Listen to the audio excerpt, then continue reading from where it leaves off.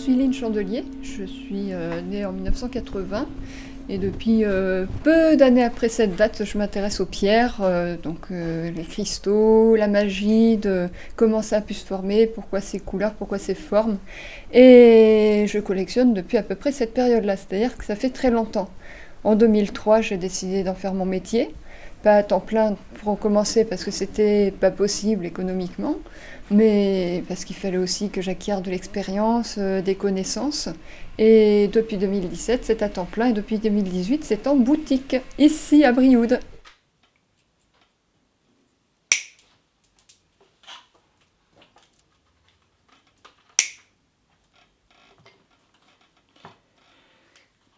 La première fois que vraiment j'ai exposé des pierres, il y a eu deux expériences parallèles.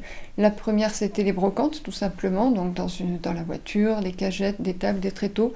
Pas de parasol à l'époque, donc l'été 2003 qui a été si chaud, je l'ai fait sans parasol. Des brocantes dans le Puy-de-Dôme, jusqu'en Ardèche, j'ai eu très très chaud. Et parallèlement, les bourseaux minéraux, donc les rassemblements qui sont dédiés à la minéralogie et qui attirent normalement les professionnels, mais aussi les passionnés, les collectionneurs. Bon, ça n'a pas été un franc succès, mais voilà, c'est ça un stand, c'est une structure éphémère où on présente du mieux qu'on peut et les gens, ils viennent ou ils viennent pas, ils ont le choix. Alors l'envie d'ouvrir une boutique, c'est plutôt un hasard, parce que je souhaitais justement rester nomade, rester avec très tréteaux, planches, liberté, puis peu de matériel peut-être, mais surtout la possibilité de ne pas avoir de lieu fixe où j'avais peur que mes pierres prennent la poussière, s'entassent dans un coin et se laissent oublier. Heureusement, c'est pas du tout comme ça que ça se passe, mais le hasard en 2018 a mis sur ma route cette petite boutique dans un centre-ville que je ne connaissais pas. Parce que Brioude, ça a beau être quand même une ville intéressante, je n'y allais que très très rarement. Et j'ai eu la curiosité de savoir quelles étaient les conditions pour s'installer en boutique. Quand j'ai vu que c'était quelque chose qui était à ma portée, je me suis dit qu'il fallait que j'essaye, parce que c'est toujours une expérience sympathique après tout. Et puis l'essai s'est transformé, tout simplement. J'ai décidé de sédimenter ici, parce qu'on s'y sent bien, parce que les enjeux sont pas énormes, on ne revendique pas un train de vie monumental, donc on n'a pas besoin de flux monumentaux. Brioude, c'est très bien, c'est mieux que Clermont. J'ai la chance d'avoir un salarié qui nous a rejoint en 2021, donc ça fait 3 ans que Sylvain est à mes côtés pour assurer tout l'aspect logistique, surtout l'aspect administratif qui me pose beaucoup de soucis, et qui crée lui aussi, il fait pas mal de choses chouettes, il fait des bracelets notamment. On avait la possibilité d'avoir un bail précaire, comme tous les commerçants qui s'installent. Un bail précaire, c'est un bail d'1 an. Si on est capable de payer 1 an de loyer, je veux dire, même sur la durée, si pendant 1 an on est capable de payer son loyer, peu importe qu'on parte après. C'est pas grave d'avoir raté, puisqu'on ne doit rien à personne, on n'a pas de bail qui nous engage sur trop longtemps.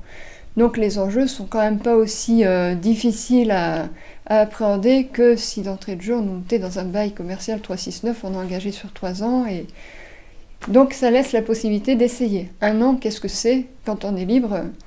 Eh ben, c'est pas grand-chose.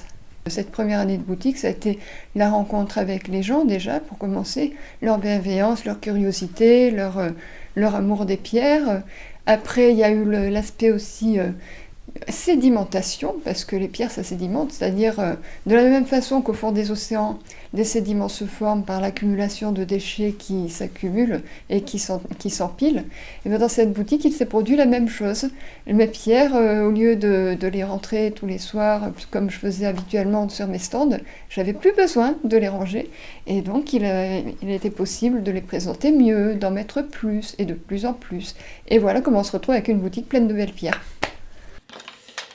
Et donc ça, c'est de la citrine.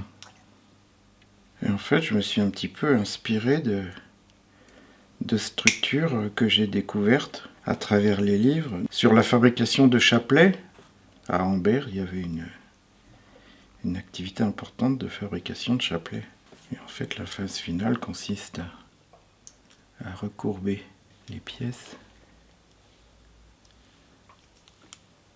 prêtes à être accrochées ensuite les unes aux autres. Voilà. Le commerce, ce n'est pas un long fleuve tranquille, même en boutique, parce qu'on a quand même pas mal d'événements, d'aventures qui se présentent à nous. C'est pas parce qu'on est toujours au même endroit que la vie est tous les jours la même.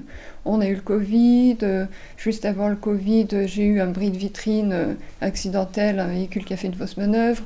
Il y a tout le temps des nouvelles choses qui arrivent, des nouveaux défis, des nouvelles aventures à traverser, des nouvelles solutions à trouver. Donc au bout de 6 ans de boutique, j'ai envie de continuer. La boutique en elle-même, parce que c'est convivial, parce que c'est joli, parce que c'est un environnement sympathique et parce que l'endroit où elle se trouve, c'est vraiment très très agréable, que ce soit du point de vue du voisinage comme du point de vue du panorama, puisqu'on est, comme vous le dites, juste à côté de la basilique.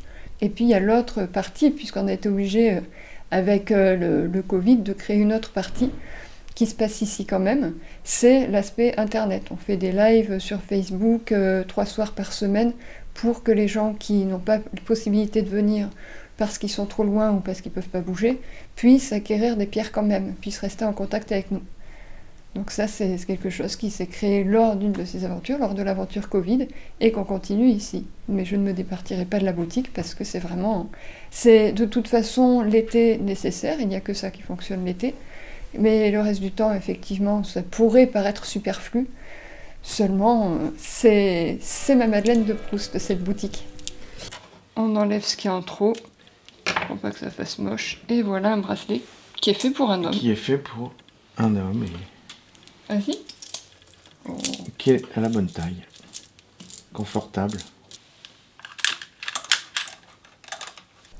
Dans le commerce de proximité, il y a d'une part le service qu'on peut apporter aux personnes, les gens qui viennent me faire réparer un bracelet, qui viennent me faire identifier une pierre qu'ils ont depuis longtemps et dont ils ne se rappellent plus le nom. Et il y a aussi la possibilité pour les gens de découvrir des métiers, parce que je conçois mon travail comme vraiment un métier. C'est pas juste quelque chose que je fais pour passer le temps, ou un job en attendant autre chose, ou quelque chose parce qu'il faut bien faire quelque chose. Pour moi, c'est quelque chose que je vis profondément, c'est mon métier. Donc c'est pour ça que ce que j'attendrais, par exemple, d'un cordonnier quand je vais le voir, c'est qu'il soit capable de me renseigner sur les différentes qualités de cuir, c'est qu'il soit capable de réparer mes chaussures, c'est qu'il soit capable de le faire sans se poser de questions. Pour lui, c'est naturel. Et c'est le service que j'offre aux gens ici. Pour moi, c'est naturel de connaître chacune des pierres qui se trouvent ici, vraiment à fond, parce que c'est ce que les gens sont en droit d'attendre de moi. Je suis là pour pouvoir dire oui à toutes les personnes qui me demandent une pierre rare, par exemple. Il faut que je sois capable de ça. C'est pas parce qu'on a 15 mètres carrés qu'on a le droit de ne pas être professionnel. Voilà comment je conçois ça. Tu peux avancer, voilà comme ça. Comme ça. Et voilà, fermé comme ça fait une belle taille. Hein? Je suis entièrement d'accord, il est magnifique. Citrine. De la vraie. Voilà. Chaque pierre qui est ici, je l'ai choisie. Donc il y a l'amour de chacune des pierres qui se trouvent là. Et puis la créativité, parce que c'est vraiment, on se réinvente sans cesse, on fait d'ailleurs beaucoup de petites choses sympathiques nous-mêmes, on crée des bijoux, des bijoux, des bracelets, des boucles d'oreilles, des colliers aussi, on fait pas mal de choses. Donc c'est créativité, contact et amour des pierres. Un commerce de 15 mètres carrés aussi spécialisé dans un centre-ville, c'est joli, mais ça nourrit pas sa bonne femme. Donc il faut quand même diversifier. C'est pour ça que, alors que j'étais résolument contre à l'origine, que je me suis mise sur Internet. Sinon, c'était quelque chose que j'envisageais pas. Alors on a un certain nombre de sculptures qui sont... donc c'est l'aspect plus ornemental de notre métier. Et les sculptures, c'est pas facile à se procurer en beau, parce qu'il faut, pour qu'elles soient belles, que le brut sélectionné soit de belle qualité. Il faut avoir l'artiste qui va savoir le mettre en valeur sans l'abîmer et en respectant le plus possible l'animal ou le sujet original de la sculpture. On a quand même plusieurs métiers dans la pierre. On a le métier de la pierre ornementale avec les bijoux, les sculptures, les pierres décoratives, les géodes. On a les pierres que les gens vont choisir pour améliorer leur bien-être aussi, des pierres qui les réconfortent, qui leur font du bien. Et on a la minéralogie. Et la minéralogie, c'est le cœur de mon métier. C'est par là que j'ai commencé et c'est ce qui me motive jour après jour à en apprendre toujours plus. La minéralogie. Donc ça, par contre, c'est ce qui attire le moins de monde Parce qu'une boutique de 15 mètres carrés à Brioude, c'est pas les grands collectionneurs qui vont y venir, ils se doutent même pas qu'il y a une boutique ici, je pense. Et c'est pas grave, mais ça permet de faire un éveil minéralogique à la population locale. C'est toujours ça, vos gens de passage l'été. La minéralogie, c'est l'étude de la cristallisation de différents matériaux, de comment ils se forment, pourquoi, quelles sont les structures chimiques, quels sont les systèmes cristallins, quelles sont les inclusions qui peuvent induire différentes couleurs, quelles sont les conditions de cristallisation qui peuvent induire des différences dans la forme finale que les cristaux peuvent avoir. Alors la cavancite, c'est le petit point bleu au milieu de cette pierre. On l'appelle comme ça parce que cavancite, elle contient du calcium, du vanadium et de la silice. On la trouve dans la carrière Wagoli, à Pune, en Inde. C'est là que sont les plus belles, même si cette carrière commence à être difficile d'accès et donc de moins en moins exploitée. Alors l'antimoine, c'est un minerai qui est important dans la région parce qu'il a été extrait dans la région de Brioude-Massiac pendant le siècle dernier. Et une mine gallo-romaine qui avait été exploitée il y a très longtemps a été redécouverte par un ami cristallier qui a donc extrait ces 4 pièces, ainsi que les barytines qu'on voit derrière et qui viennent donc de la même mine. Donc c'est une découverte très intéressante et on a la chance de pouvoir l'exposer ici, à Minéraline. J'ai la chance d'avoir mes plus de 20 ans d'expérience. Donc depuis plus de 20 ans, je cultive des contacts de plus en plus variés, de plus en plus nombreux, avec des personnes qui sont dans différents pays et que j'ai la chance de rencontrer 2 ou 3 fois dans l'année. Et au cours de ces rencontres, je peux choisir les pierres qui m'intéressent, de la qualité que je souhaite. Encore une fois, dans mes achats comme dans mes ventes, le contact, c'est très important pour moi.